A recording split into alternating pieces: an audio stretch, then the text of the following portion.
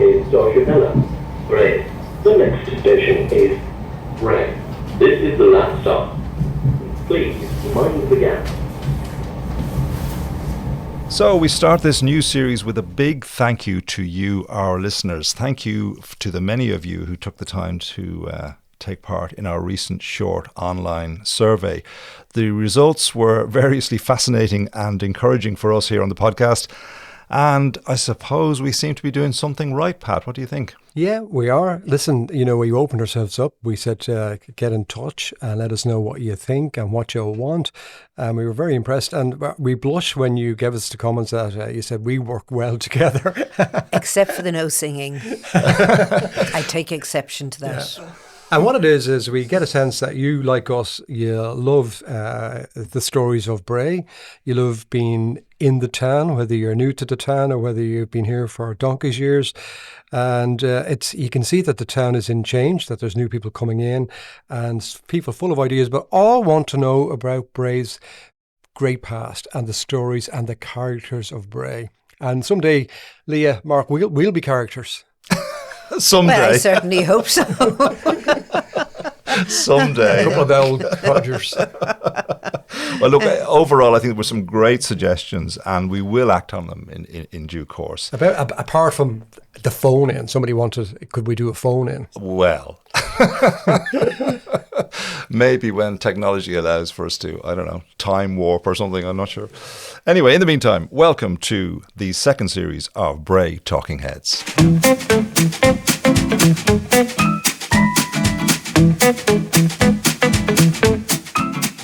So, hello, it's Mark, Leah, and Pat. And welcome once again. Now, saunas, of which we have 3 thriving on the seafront area of Bray right now, offer a range of physical and mental health benefits supported by traditional knowledge and scientific research. And you know how much I love science. Yeah. So we're going to find out more about the saunas a bit later. But in the meantime, we'll remind ourselves and go way back to a long time ago in Bray, when Bray was a centre for another type of bathing ritual, and that was when the town had its own Turkish baths. And Leah, you've been finding out more, haven't you? I have, but I wouldn't say a long time ago. That sounded as though they were in Celtic times, and they weren't. It was the 1900s. Oh, that's a long time. Yeah. And it was quite fascinating. There was a man called William Dorgan, and to a large extent he was responsible for bringing the railway to Bray, but he was also responsible for a lot of the development in Bray. And one of the things he decided to do was create a Turkish baths in Bray, because he saw that there were baths of different sorts in various English seaside resorts, and he thought this would be a great idea altogether. So for £10,000, he built the building that many of us will remember on Quinsborough Road as being iconic, and started the Turkish Baths in Bray. Unfortunately, it opened during the winter months when it was really only locals that used it, so it didn't pick up momentum until the summer months. It was based on a very unusual system because it didn't use wet hot air. It used dry hot air. And poor old Dorgan, promoted this, but the medics at the time didn't think it was very good. And there was a huge controversy about it. And as a result, the main baths closed after 5 years and really never took off. However, the baths was kept going in one of the wings of the Turkish bath building as the building was converted to other things. So the Turkish bath building itself has a longer history than the Turkish baths themselves. Right, okay. So it was 1859 it opened. Yeah. Yes, and it was closed by 1864. As a Turkish bath. But just talk us baths. through the procedure, though, because it was, as you say, different. Like there was a warm room, a hot room, a scrubbing room, and so on. Well, the scrubbing room, it wasn't called a scrubbing room, it was called a shampooing room. Oh, excuse me. And that's where you were scrubbed and you were shampooed. By someone else. By someone else, yeah. yes. And the the attendees there were dressed in Turkish costumes. Wow. And it was run, the manager was actually a doctor, so he knew what he was talking about, right? And it was supposed to help cure arthritis and TB and various different things at the time. It sounds quite wonderful. Inside was very plush. They were special tiles and they were made in England and brought in so that they would look like the tiles that were used in Roman baths, believe it or not. And the style of this was more on a Roman bath than a Turkish bath. And it's from the Islamic tradition, isn't it, of cleanliness is spiritually important, apparently. Apparently, but I mean, I think there are still Turkish baths in operation. There are still Turkish baths, but this, as I said, was more of a Roman baths, and the concept of you sitting around, and there was couches and there was very plush chairs, and you could have an ice or you could smoke your cigar and you could have a conversation. It sounds a little bit elitist, though. Was it for the gentry? It was for the time? rich, because Yes. at the time the rich came to Bray. Those terraces that you see around the town, Duncarn Terrace and all of those, they were all rented out in the summer by very rich people. And you know, back to the baths, I mean, you paid extra for shampoo, and you couldn't use the shampoo on a Sunday. no, that's right. But what they had 5 hours off in the middle on a Sunday. But the rest of the week, they were open from 6 a.m. till 11 p.m. Now, maybe some of our enterprises in Bray, be they baths or whatever, could take a hint from that, because I'm sure there's a lot of people that would like to do things before they go to work rather than when they come home, And I thought that was a great idea. Unfortunately, as I said earlier, it really didn't take off. But to read a description of the architecture of the time is quite magnificent. And the granite from Dalkey. Yeah, That's right, and then the bricks on the outside were interspaced, cream and red. Now, later the outside was rendered, so we would never have seen that. We just saw it with the rendering on the outside. Yeah. Pebble Dash, basically, was what was put on it. And it had 4 minarets, to 4 each. minarets and a tower. Yeah. Yeah, The- which and is the quite tower for extraordinary. the heater, that was like a couple of hundred feet. Well, or something. there's a friend of mine. I don't have any experience of Turkish bath myself, but a friend of mine did tell me this, that years ago he was in Turkey and he decided to go to a Turkish bath, and they said, well, you've got to take your clothes off, all your clothes off. So he took all his clothes off and he went through the various baths, and it was all men, whatever, and there was a man scrubbing him down, whatever. And then the man said, stand there, legs apart. So you must have stood there naked with the legs apart, and the guy threw a freezing cold bucket of water, threw it at him with full force and knocked him off his feet. So that's my only little Turkish bath story. Well, a similar thing happened to my sister and my niece in Morocco. And my niece always accused my sister of torturing her because the water was so cold. Right?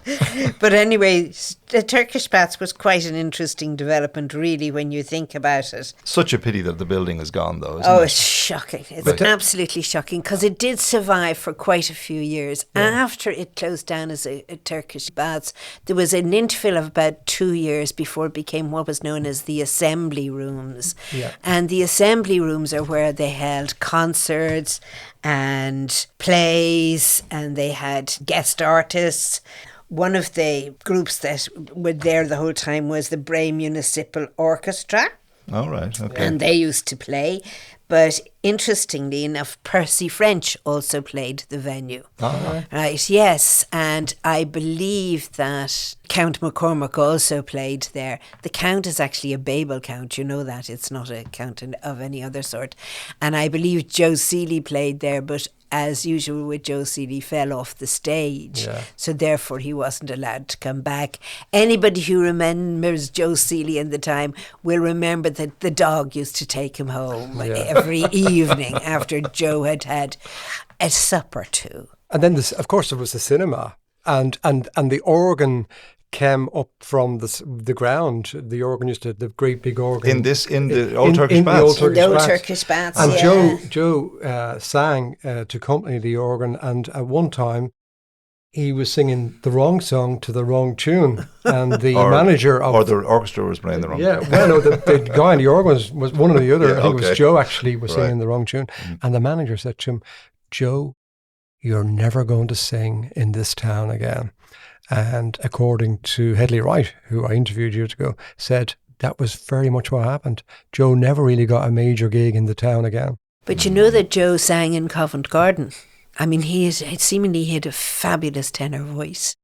Yeah, which is That's quite right. I extraordinary. mean, I heard that if you heard him sing One Enchanted Evening, it would make the hairs on your neck stand up. And he always sang in mass, and you'd hear him booming out, and everybody else with their tiny little squeaky voices. You know the way the Catholics are afraid to sing. So you know? again, just for anybody who wants to locate this place, okay? So Dunstores on the Quinsborough Road. If you look opposite there, that's called Where Tesco it's Express the is. horrible Tesco. building Yeah, it's opposite awful. Dunstores. Let's Awful, not yeah. be thinking about it. And people did say in the survey, listen, call out some of those buildings. They name some of them, not this one, but we'll call it out. That a lot of things were built in the 80s that were, I think, like the Royal Corner. They were knocked like down. the That Royal was Corner, extraordinary. that red brick. Yeah. Beautiful, yeah. Yeah. I remember do you remember the pub in there, the lounge in there? Yeah. It had pink tables. Was that the Dublin it was Bar, I think, or beautiful. something? Yeah. I don't know That's what right. it was I think called. it I was just called the remember the Dublin Bar, pink yeah. tables. Yeah. But anyway, to get back to our good old Turkish Baths, it became a cinema in the 1900s, McDermott's Picture House, and that lasted quite a long time. And then eventually, unfortunately, as with many things in Bray, and I think probably across Ireland, it was demolished in 1980. Because it seemingly was falling down. When you think about it, it could have been converted to anything if somebody had the slightest imagination, or even kept some of the unique features about it. Like some of the stonework was specially commissioned for that, and it was just hauled not off there. in trucks, Yeah, you know? Yeah. Like Bray has a great reputation for not looking after things. And if we just go around the corner, Mark, it's like the old radio station follows this story around because back when BLB started off, it was in Galtram House. Now, Galtram House is, if you go down, it's Galtram Road to the side of Galtram Malloy's. Park. No, Galtram Park. Galtram Park, okay. Beside the Malloy's, go down there a bit. There used to be the telephone exchange, and then there was a laneway, and that led to Galtram House. yeah. And Dargan had another short-lived venture there. It was called right, the Bray the hydrotherapy. Hydropathic Establishment.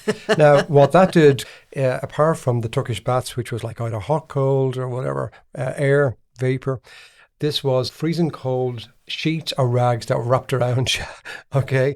And you were enveloped in these little rags or sheets in the cold. It was an early dry robe, was it? A wet robe. The wet robe. A wet robe, there you go, a wet robe. And you have this, and you sort of probably started to shiver or something. Right? Imagine that what would happen to you. You mustn't just stand out in the rain. Was this connected to the Turkish Baths? No, No, it wasn't. It was another venture. Oh, it was another venture. Another venture. Yeah. Okay. Yeah, and so he operated that for a while. But the Dr. Barter, who originated from Blarney and started it there and had several of these Turkish baths all over the country. The one that he started in Lincoln Place in Dublin Was very successful. Was very successful and probably put the knife into the Bray one too, because it was close to the railway, in where the people were with the money. I think even the Wilds lived around the corner one stage, maybe lived on Lincoln Place. And we had, according to people like Mary Davis, we had a short season too. There was also a baths down where the sailing club, just That's at the correct. end of Sea Point Terrace, is next it? door to Yeah. number one, or Liz McManus's Liz house. McManus's. So, Yeah. if you think about it, if we'd kept some of those things, Bray could be making a fortune now. Even the Cove, if we'd kept that, if we kept the that's baths right, up at the harbour, if we kept the Turkish baths, we wouldn't have to redevelop everything the way we've done. So and many it would have people been mentioned the quite Cove unique. in the The survey. Cove, the Yeah. Cove gets an awful lot of mentions, yeah. But that as well was a baths, and it was good for people who didn't want to swim in the sea because they were afraid. Yes, yeah. And if you'd like to see the magnificence of Bray's Turkish Baths, which, as we've said, were situated on the Quinsborough Road, we've posted some of the few photographs or pictures that exist on our social media feeds. It's such a great pity that this resplendent old building is no more. But anyway, in a roundabout way, the modern day similar equivalent of the Turkish baths is the sauna. And we now have 3 to choose from on Bray's seafront, as Pat discovered when he went along to find out more. So I'm standing just on the rooftop here of the Catless Cafe, and the view is spectacular. You can see everything, the entire seafront, and then you know why people buy houses on the seafront. They can see everything. It's protected by, well, it's actually glass that goes around it, so there's no wind. So you can get a great view, but there's no wind. The sauna is just to the edge, which is custom designed, and it overlooks the whole seafront. That's the sound of that is probably the sound of the sauna. And then the plunge pool is here, where you can get in afterwards. Nico, How are you? how's it going there? How's it going? Harvey, nice to meet you. Harvey's Good. the manager of the Oh, Bray Harvey, operations, great. So guys, the idea for the sauna, where did you get it from? Well, we started off, myself and Matt. We were working in corporate jobs in Intel as engineers, you know. And then we said we were listening to all these health podcasts. We were very into our health, about cold exposure and what the benefits of it, the health benefits of it, you know.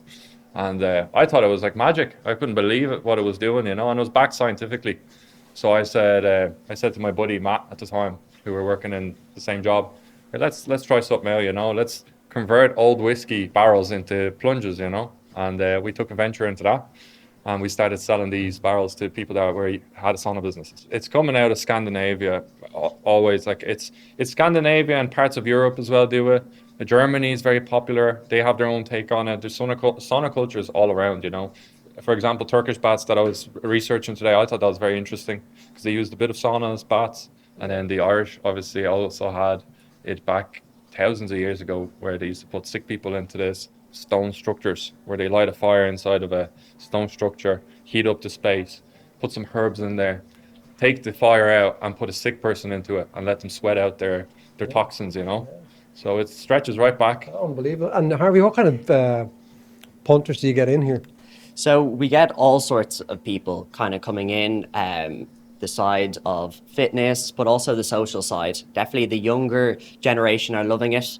And then all the way up through different ages. My age. But no, it's a really, really amazing thing. And like Miko said, backed by science, like there was a Finnish study over a 20-year period of doing saunas 2 to 4 times a week, reduces all-cause mortality by up to 40%, which is an incredible statistic. And like, I think for myself and for a lot of people around, from feedback and everything, it's been completely backed up. And even to do with sleep improvements, you need to drop your core temperature by up to 3% to fall asleep. So doing a sauna before bed and leading up to bed improves your overall sleep. So what's the opening hours? So from Monday to Thursday, we're open from 3 p.m. till 10 p.m. So our 9 to 10 p.m. slot is usually quite a popular one due to that reason of just before bed. It's really nice to finish up your sauna, maybe have a herbal tea and then go home. So it's really nice. And then our Fridays, Saturdays and Sundays, we close a little bit earlier on those days. We close at 9 p.m. and then we open at 8 and 9 on the weekends. And Miko, I know you've expanded. You're in Dundrum, you're in Rosslare. Now go back to the original one, which is the one in Bowden Cottage down. The best one. It's opposite the boathouse building at the very end of the seafront. So that's where you started. Yeah, so that one was very interesting, you know. When we first wanted to open, we walked the Bray seafront about 2 or 3 times looking for the appropriate location, you know. And funnily enough, the first one we saw was here, you know, where we're standing today. But we just didn't work out. We didn't pursue it, you know. It wasn't at the time an option. So we went and we walked past this derelict cottage, this fisherman cottage, who, as I always remember, was always just derelict, you know. And we walked by it one time and we said, it caught our eye and we saw the vision for it.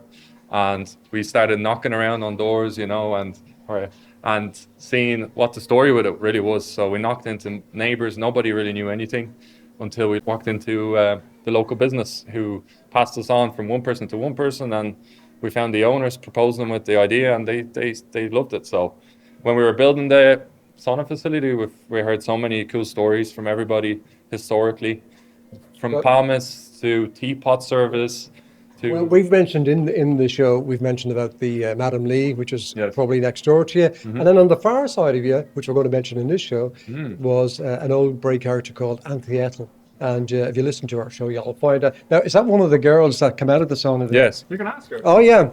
Excuse me.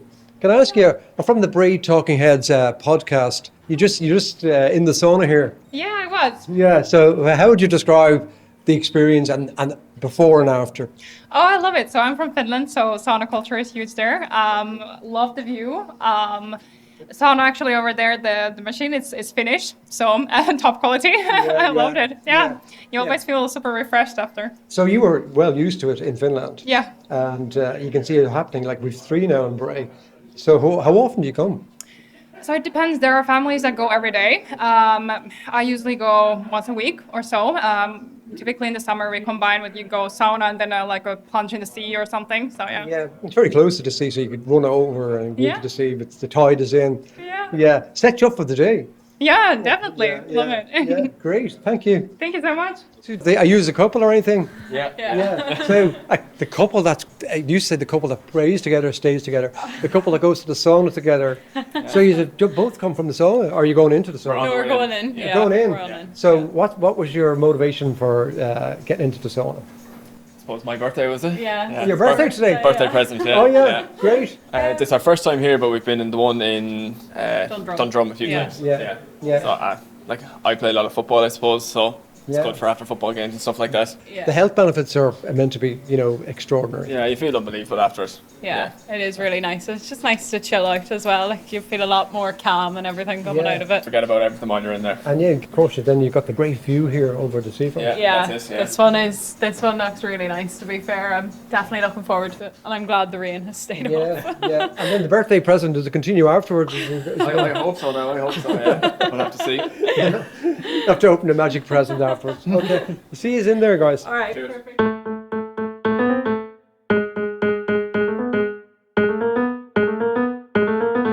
So Pat out and about there on Bray Seafront. So where exactly is that sauna, Pat? Okay, so you're standing on the prom, okay, and look across, you'll see Catalyst Coffee, aka used to be the Dug Inn. So Catalyst Coffee on the corner, and then this is up over Data. Yeah, Data. Directly above it then. Yeah, on the top directly there, above yeah, it. yeah. It used to be a fish restaurant at one time. That's right. And then it went, and then these guys took it over. So their original sauna was in 2023 in Bowden Cottage. That's opposite the boathouse. Now, they're entrepreneurs in the full sense because they built everything for the sauna themselves. They didn't import this thing or buy it. They kind of made it all up. The one opposite the boathouse has 3 plunge barrels.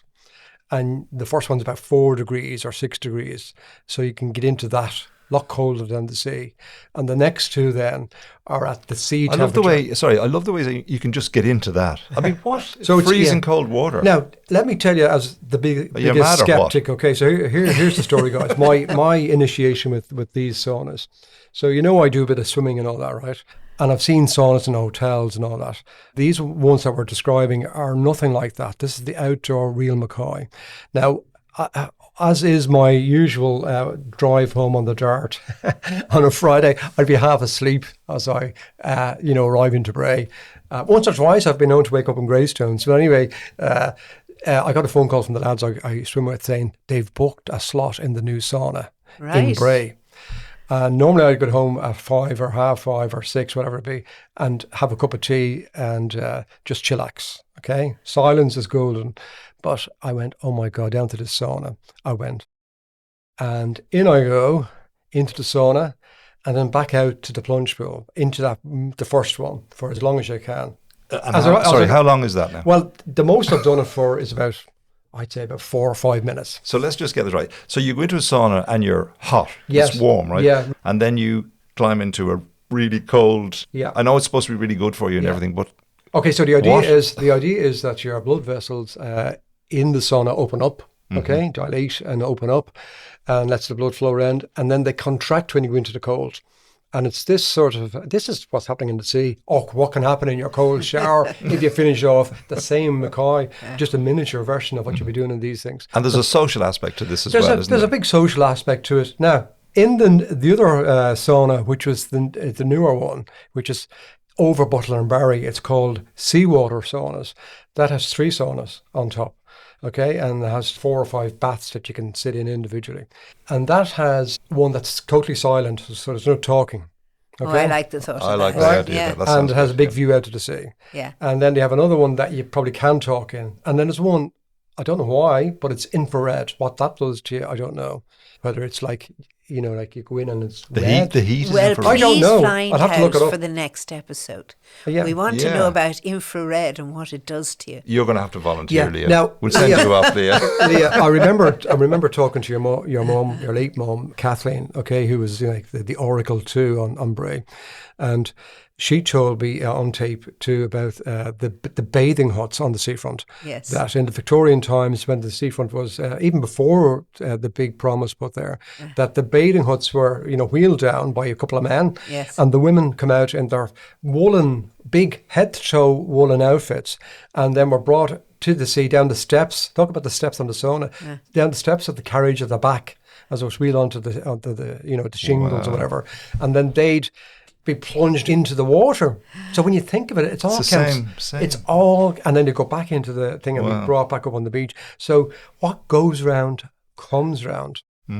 Indeed. Yeah. So it would you does. do that, Mark? Would you? I actually would give it a go, yeah. Not too bad. I went down with you. We went down to have a look at the one on over Butler and Barry. So what did you call it again? Seawater. Seawaters. saunas. Okay, so I was really taken with it. I thought it was really nice setup, really interesting. Hold and I on a thought, second. Can I ask a question? Did they have barrels? No, they have. Okay. What did they call them, Mark? Zinc baths or They whatever. looked like metal baths. Yeah. But there were a few people buzzing around. Everyone seemed to be having a bit of fun. I don't know. It just seemed like Yeah. a bit of crack. So Why don't the 3 of us go down and do it? Yeah. Together. yeah. What do you think of that, Leah? Yes. Boundless enthusiasm here. Yeah. Not Boundless that enthusiasm. enthusiastic about it. Let me have a think about it, Have please. a think about it. I'm sure you can get a hot cup of tea afterwards. You're attached to can't the you? theory, are you? Yeah. We could bring the recorder. We'll do a podcast from there. Yeah. Yeah. No, somebody A said. hotcast. We're Somebody doing said. a podcast here, somebody guys, said we should wrapped get a in van. towels. We should get a van for an OB. We should get a sauna. And look at the window. Look at the window. Yeah. We'll give it a go and we'll report back. Yeah, how and, it and by the way, for all these, you book online. You just look them up, okay? We link to roughly, we are link you to- talking? What roughly are you talking You're about? Cost I think it's about 15 quid, you know, and That's not you too book bad. them, you know, for an hour. An hour. Yeah, That's just not about bad. an hour. Okay, Tea we'll and report whatever. on that. Yeah. Yes, absolutely. So Yeah. you're attached There's to the a idea. deal. You're attached to the idea, Leah. Yeah. Okay. So now Bagatelle. Bagatelle are a band that was founded in Bray in 1978 when a split in another Bray band at the time called the Boulder Band forced John O'Brien, Ken Doyle and a few others to decide to do their own thing. Now, I had the pleasure of seeing the Boulder Band play many times in the Mississippi Rooms in Bray. Me too. They were a great band, They weren't were they? a fabulous Yeah, band. and it's now the Hibernia Inn, for those of you that don't remember the Mississippi Rooms. And it has a great address, by the way. 1 Strand Road, Bray. Great address. Anyway, Bagatelle went on to have great hits like Summer in Dublin, Second Violin and Trump Card. Oh, yeah, they were great songs. I think Summer in Dublin's iconic. I think Absolutely. everybody knows Summer in Dublin. Yeah. Absolutely. It's a pity the 46A is gone. Yeah. Why did CIE have to do that, or whatever they're called, TFI? You know, why change all the bus Yeah, routes? Leah, I know. Who makes these decisions? I don't know.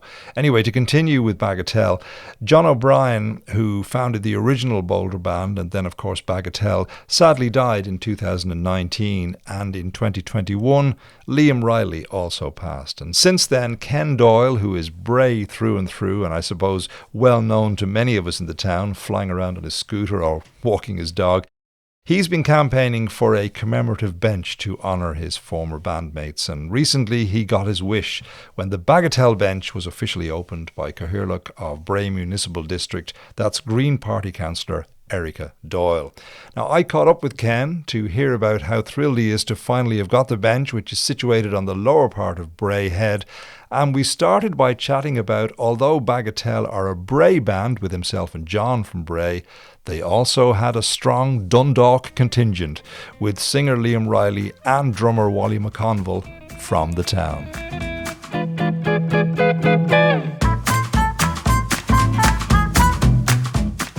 Orchestral manoeuvres in Dundalk.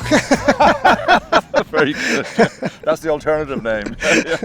So tell us, I mean, you're obviously very proud of the fact that you've managed to get this over the line. 4 years in the making, I think, wasn't it? I am actually. I'm delighted to get it over, and I have to say the help and the support from all the councils, all involved in all, has been enormous.